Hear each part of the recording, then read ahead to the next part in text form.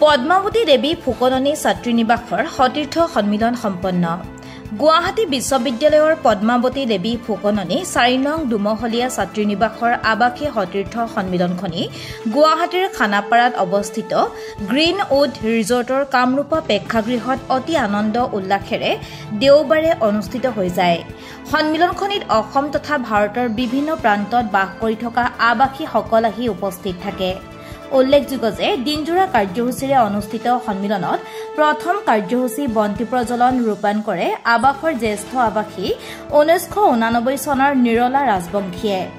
অনুষ্ঠানত প্ৰয়াত আৱাসীসকলৰ সমূহীয়া স্মৃতি তৰ্পণ অনুষ্ঠানত জ্যেষ্ঠ আৱাসী জ্যোতিৰেখা বেগম, সংযোজিকা ৰুমি ভূঞা, মৃদুলা ডেকাই প্ৰথমে স্মৃতি তৰ্পণ কৰে। ক্ৰমান্বয়ে প্ৰতি বছৰৰ আৱাসীয়ে স্মৃতি তৰ্পণ কৰে। আৱাসৰ আৱাসী গুৱাহাটী বিশ্ববিদ্যালয়ৰ প্ৰাক্তন ছাত্ৰী জিৰণি কোঠাৰ সম্পাদিকা ৰুমি ভূঞাই আগধৰা স্মৃতি মধুৰ অনুষ্ঠানটিত 150ৰো অধিক আৱাসী একত্ৰিত হৈ গীত মাত কথা কবিতাৰে গ্ৰীণউড ৰিজৰ্টখনি জীপাল কৰি তোলে। জালুকবাৰীৰ স্মৃতি ৰোমন্থনৰ লগতে খেলা ধূলাৰে অতি আনন্দমুখৰ এক পৰিৱেশ গঢ়ি তুলিলে। আৱাসীসকলে য'ত বিচাৰি পাইছে জালুকবাৰীৰ সঁচা সেই অনুভৱবোৰ।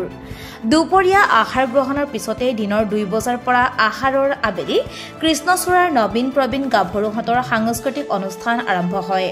প্ৰতিটো বছৰৰ আৱাসীয়ে সমবেত সংগীত, গীত মাত, নৃত্য, কথা, কবিতা পৰিৱেশন কৰি গ্ৰীণউড ৰিজৰ্টখন এদিনৰ কাৰণে জালুকবাৰী সদৃশ কৰি তুলিলে। বতাহে যেতিয়া উন্মাদ কৰি তুলিছিল কৃষ্ণচূড়াৰ ডাল, আমি আৱাসীসকল তেতিয়া হৈ পৰিছিলো ভোকাতুৰ। বিশ্ববিদ্যালয় মানে যেন অন্তহীন বসন্ত। প্ৰাক্তন আৱাসী ৰুমি ভূঞাই নেতৃত্ব বহন কৰা এই অনুষ্ঠানত বিশেষভাৱে সহযোগিতা আগবঢ়াই আৱাসৰ আৱাসী মৃদুলা ডেকা, লিপিকা দাস, মনালিছা শৰ্মা চলিহা, কাকলি উজিৰ, বন্দনা বৰঠাকুৰ, ডক্টৰ পাপৰি ৰাণী বৰুৱাই। আৱাসৰ সকলোৰে সহায় সহযোগিতাত সন্মিলনখনি গীতে মাতে অতি সুন্দৰভাৱে অনুষ্ঠিত হৈ যায়। কাকলি উজিৰে সকলোকে শলাগৰ শৰাই আগবঢ়ায়।